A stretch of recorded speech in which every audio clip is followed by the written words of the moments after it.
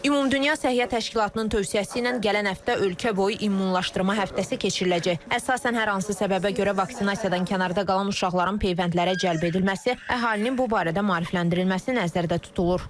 O cümlədən nəzərdə tutulur ki, peyvəndlə əhatəsi aşağı olan rayonlardan bir monitorinq aparılsın, vəziyyət araşdırılsın, təhlil olunsun. Təcrübə göstərir ki, peyvəndləmə səviyyəsi yüksək olduqda bu cür infeksion xəstəliklər, bunlar qorxulu xəstəliklərdir, ağır xəstəliklərdir, fəsadlaşan xəstəliklərdir, ölüm verə bilən xəstəliklərdir. Onların səviyyəsi, onlar yüksək immunlaşma səviyyəsi olduğu hallarda baş vermir. Və təbii ki, bu bir tərəfdən əhalinin sağlamlığı yaxşılaşır, digər tərəfdən təbii ki, Səhiyyə Nazirliyinə, tibb məsələlərinə düşən yüklə azalır. İmmunoloqlar ailə həkimi ilə sıx təmasda olmağı və uşaqları vaxtında peyvəndə gətirməyi tövsiyə edir. Valideynləri ən çox maraqlandıran məqam isə preparatların effektivliyidir.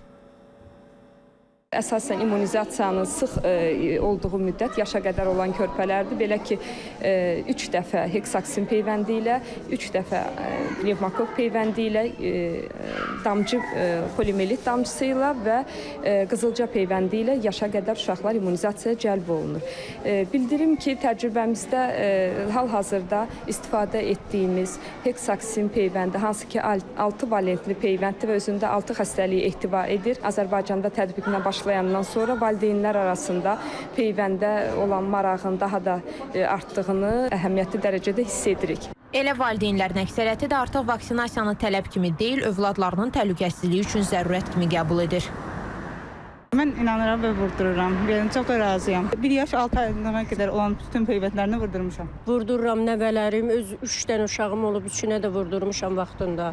Normal, şikayətim yoxdur. Çox yaxşıdır peyvəndlənmə, mütləqdir. Hamısını vurdurmuşam. Nə yaşa uyğun, aya uyğun hansıdır, onları vurdurmuşam. Səhiyyə Nazirliyi bildirir ki, milli peyvənd təqvimində nəzərdə tutulan peyvəndlər bir sıra xarici ölkələrdən gətirilir və onlar kifayət qədər effektiv və təhlükəsizdirlər.